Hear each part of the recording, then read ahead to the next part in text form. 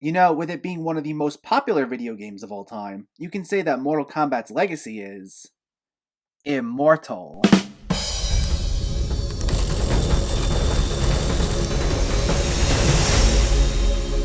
What's going on, everyone? Welcome back to my channel and a brand new review series. Next week, with the new Mortal Kombat film set to be released, I'm going to review all the other Mortal Kombat movies that we've gotten over the years, none of which I've actually seen, so these will all be first-time watches. So we're talking 1995's Mortal Kombat, its sequel, Annihilation, and the direct-to-video animated film from last year, Scorpion's Revenge. And then, once the new film's out, I'll follow that with a ranking video of all four movies. So today, we're kicking things off with 1995's Mortal Kombat. Let me know in the comments what your thoughts on Mortal Kombat were if you've seen it already, and make sure to hit that thumbs up button if you like these reviews, as it helps me out immensely by getting my channel out there. And if you're new here, I hope you consider hitting that subscribe button so you can stay up to date with reviews of new releases, older films, hidden gems, and so much more on a near daily basis. But let's not waste any more time and let's talk about Mortal Kombat. This tells the story of an ancient tournament where the best of different realms fight each other. The goal, 10 wins to be able to legally invade the losing realm. Outworld has so far collected 9 wins against Earthrealm, so it's up to Lord Rayden, played by Christopher Lambert, and his fighters to stop Outworld from reaching the final victory. As with my reviews of other older films, this will contain spoilers, so if you haven't seen the original Mortal Kombat and wish to know nothing, this is your spoiler warning. Go watch the movie, then come back to this. But anyway, here we go. Based on the popular video game series of the same name, this is directed by Paul W.S. Anderson, who would go on to have a very extensive career directing movie adaptations of video games, mainly the Resident Evil movies. And this is actually only the 4th ever Hollywood video game adaptation, and it currently sits as the 7th highest grossing video game adaptation in the US. Despite growing up in the 90s, I never got around to this one, and I'm actually somewhat amazed how that was the case. I'm not much of a gamer these days, but I did play the Mortal Kombat games growing up. I always enjoyed them, and usually when it comes to any major franchise that I liked, I usually branched out to check out other media associated with that product. But I just never got around to this. Even though it's PG-13, and despite being an action movie based on a violent video game, it wasn't like there was anything here that I couldn't handle, and more on that later. But as the years went on, as I got older, I never circled back around to it. Though, to be honest, it is partially based on the fact that I always heard it wasn't that good. Which is what video game adaptations' reputations were for the longest time. Prior to 2019, no video game adaptation had a fresh rating on Rotten Tomatoes, or was ever really considered good.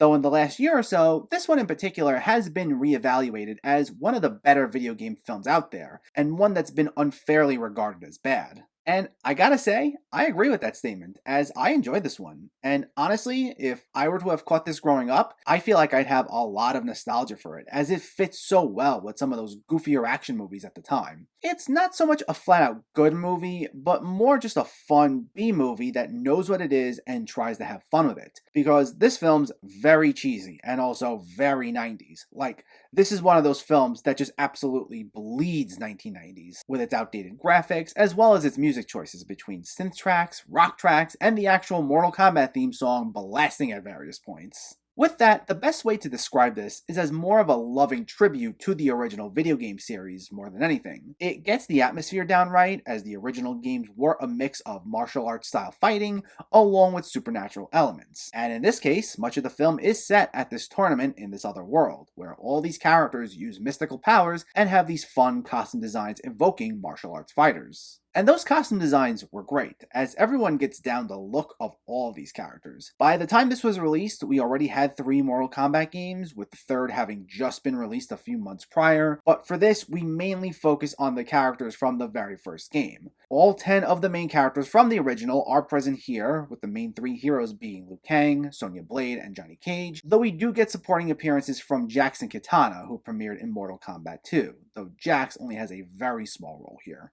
And most of these characters look about as spot on as you can get for a 90s movie, though the most impressive of all the designs here is Goro, who is brought to life via an animatronic suit, which apparently required over a dozen puppeteers to operate, while his voice was dubbed over by Kevin Michael Richardson. And it looks great, I gotta say. The dubbing admittedly does look off, as you can tell even from a glance that the voice work isn't in sync with the animatronic's mouth, but the design of the character is pretty solid, and it's just refreshing to see now, especially when CGI is the new standard to bring characters like this to life. Even if it's for a cheesy movie like this, it gives off more of a sense of realism, as this is an actual thing on set that the actors are really interacting with, so it feels more natural. In terms of effects, the only times I'd say it looked really bad were whenever it leaned too heavily into the CGI. Like, whenever Shang Tsung takes someone's soul and we see it leaving their body, it looks like the most ridiculously cartoonish thing I've seen in a while. Though it's seen with such an elaborate process with these colorful designs that it is actually kind of fun to watch.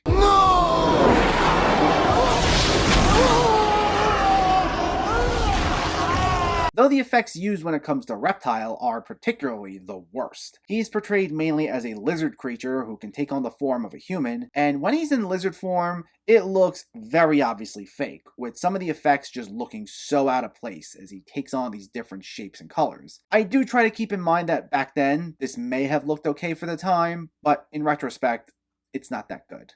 And as expected with these sort of films, the plot and characterization is extremely bare bones. I mean, the film gives us nearly everything we need to know as quickly as possible, and we're at the tournament within like the first 10 to 15 minutes or so. The plot's literally just Shang Tsung wants to conquer Earth, so he has this tournament, and the rest of the movie is actually at the tournament. You have Rayden, who's introduced as the Defender of Earth, while we get one or two introductory scenes apiece with our three main characters. Liu Kang wants revenge against Shang Tsung for killing his brother, Sonya Blade signs up to follow Kano, who joined forces with Shang Tsung, while Johnny Cage literally just wants to prove his talents as a martial artist. We get introduced to Kitana at the tournament, who secretly feeds Liu Kang information to defeat Shang Tsung, and anyone else we see is just one of his henchmen, which is Reptile, Sub-Zero, Scorpion, and Garo. There's really not much to it. Though, to be fair, similar to say the Godzilla or King Kong movies, you don't go to a film like this necessarily for deep personal character arcs. You go for the action scenes. But the only thing I'd say here regarding the characters is that I wished it did utilize a few of these characters more than they did. Now, I'm glad they didn't overstuff this with characters and include a lot of who was introduced in either the second or third game as well, as we already have 12 characters from the games in here. And with ensemble casts like this, it is difficult to divide up the screen time fairly among everyone, though they do a pretty good job giving most of them their time to shine. But a few of them do unfairly get the shaft, and that's Jax aside, who's only seen briefly at the very beginning of the film and not as a fighter. A few of these characters get introduced as being a much bigger deal than they ultimately are, and their appearance winds up just being a little underwhelming. Particularly, Sub-Zero gets killed off pretty early on. He does get a few cool moments when we're introduced to him, where he gets to show off his powers, and he'll freeze a guy who fights him, but Liu Kang disposes of him pretty quickly. And I get that the film wants to show the heroes making progress with getting through Shang Tsung's henchmen, so it makes sense that someone has to go early, but Sub-Zero is one of the series' most iconic characters, and he's a fan favorite, myself included. So while I get it from a storytelling perspective, it is a bit disappointing to see him be the one disposed of so early. Also, Kano is killed off by the halfway point as well, which I didn't mind as much just because Kano was one of those characters I could take or leave. And while he's defeated by Sonya Blade, which does fulfill her arc, again, it's also so early on that it makes his entire role in the film feel so underwhelming. I know he's not meant to be the main villain of the film, but it is just a bit of a letdown in some regards given to how he's built up. But as I said, the main draw for a Mortal Kombat movie is of course the fighting. And there, it delivers, as we get fight scene after fight scene, and they're enjoyable for what they are. While some of them are based around special effects, such as whenever a character fires off this energy blast, or whenever Scorpion uses the spears from his hands, a lot of it is done via hand-to-hand combat. And for what they are, they're well choreographed, they're shot well, and they're so frequent that they're enjoyable. And I thought Sonya Blade's fights in particular were among my favorites. Though of course, it's also worth noting that this is a PG-13 movie, and the Mortal Kombat games, even the earlier ones, were known for being very brutal and bloody, and they'd always have gruesome kill sequences, like people getting impaled or getting cut in half. And while we do see some scenes that recreate notable moments from the games, like the spikes, and we do get to hear classic lines like fatality and finish him and flawless victory, this notoriously does feel pretty tame compared to what we could have gotten, and what I'm sure the new film will rectify. Though, It makes sense because, as I said, this is only the fourth ever video game adaptation. It was a newer market to tap into at the time, and studios wanted to make sure they could reach as much of an audience as possible. In this case,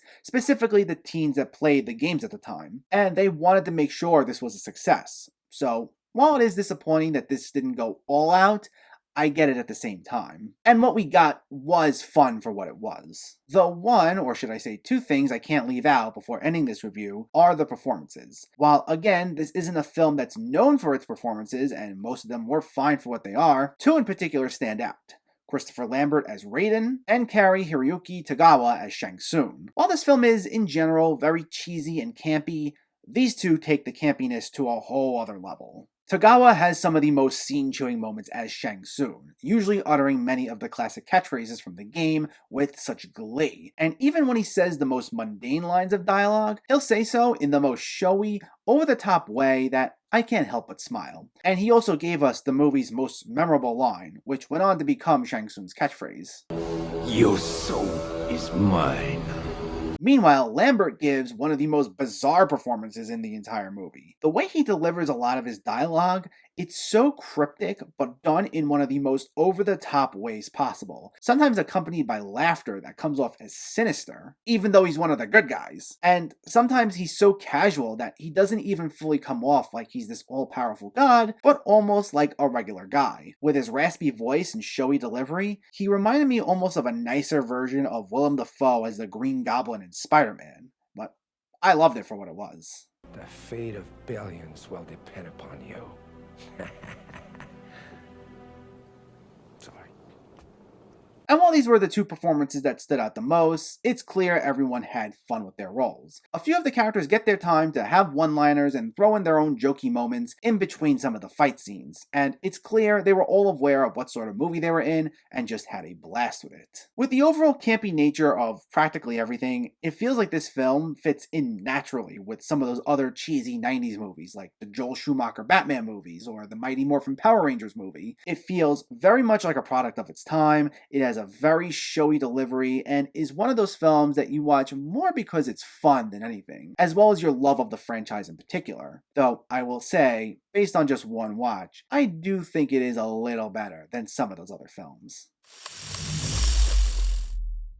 Mortal Kombat isn't a great movie or even necessarily a flat-out good movie, but it's fun. It knows what kind of movie it was and just embraced it. It was clearly a loving tribute to the video games with its colorful character designs and emphasis on its fight scenes, as toned down as they were. It had a goofy sense of humor, campy performances, and a nice sense of self-awareness that made for not just an enjoyable watch, but honestly, one of the better video game adaptations out there. Mortal Kombat gets a 7 out of 10.